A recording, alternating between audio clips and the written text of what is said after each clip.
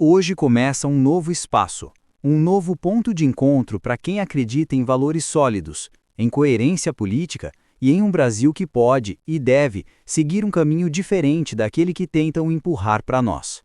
Você está no Foco Brasil, um canal criado para fortalecer a direita de maneira séria, direta e comprometida com a verdade.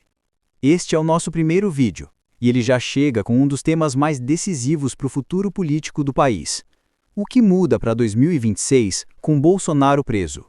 O cenário mudou, a realidade mudou, e a direita brasileira está passando pela maior transição dos últimos anos. A prisão do ex-presidente representa uma ruptura que ninguém pode ignorar.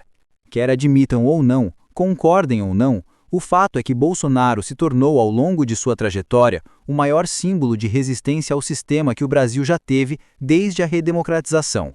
E quando um símbolo desse tamanho é retirado da disputa política direta, o impacto é inevitável. Mas isso significa que a direita acabou? Significa que o conservadorismo perdeu sua força? Significa que a esquerda venceu por completo? A resposta, sem rodeios, é não. De forma alguma. O eleitor conservador continua firme. A insatisfação com os rumos do país continua crescendo. E a presença da direita na sociedade continua maior do que muitos analistas conseguem admitir. Muita gente tenta interpretar esse momento como se o movimento tivesse sido derrotado, mas a verdade é que milhões de brasileiros despertaram, e ninguém volta a dormir depois que enxerga a realidade. O que aconteceu nos últimos anos abriu os olhos do cidadão comum. O povo percebeu quem realmente defende seus valores e quem apenas governa para manter privilégios. E isso não desaparece com uma sentença judicial. Não desaparece com uma cela. E muito menos desaparece porque parte da mídia diz que acabou. O que existe agora é uma fase de transição. Um momento de reorganização. Um ponto de virada na história da direita brasileira. E é exatamente por isso que o Foco Brasil nasce hoje. Para ser uma voz coerente, firme e consciente dentro desse processo.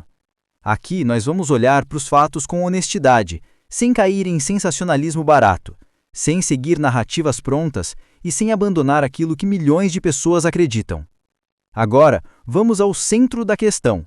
O que muda para 2026? A prisão de Bolsonaro cria um vácuo político. Isso é inegável. A direita perde sua maior referência, seu rosto mais conhecido, seu nome mais forte nas urnas. Mas, ao mesmo tempo, abre espaço para algo importantíssimo, a maturidade. Mesmo preso, Bolsonaro continua sendo um ponto de referência para milhões. Sua presença política não desaparece porque ideias atravessam muros e grades. Seu capital político continua circulando entre a população. E, goste quem não gostar, sua influência segue moldando o comportamento da direita brasileira. Mas a pergunta agora não é sobre ele.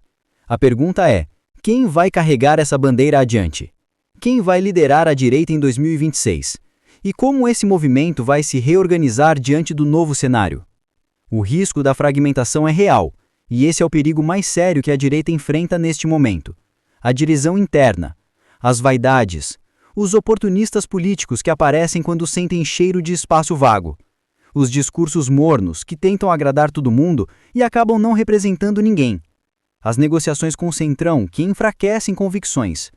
E claro, a tentativa de setores da política e da imprensa de demonizar qualquer nome que se destaque do lado conservador. Se a direita se dividir agora, em um momento tão sensível, a esquerda, que sempre foi mais organizada, vai dominar o cenário com facilidade. E é exatamente isso que muitos estão esperando acontecer. Mas existe outro caminho. E é esse caminho que nós queremos ajudar a construir aqui, no Foco Brasil. Existe a possibilidade de fortalecimento. Existe a chance de reorganização. Existe a oportunidade de criar uma direita mais madura, mais preparada, mais estratégica.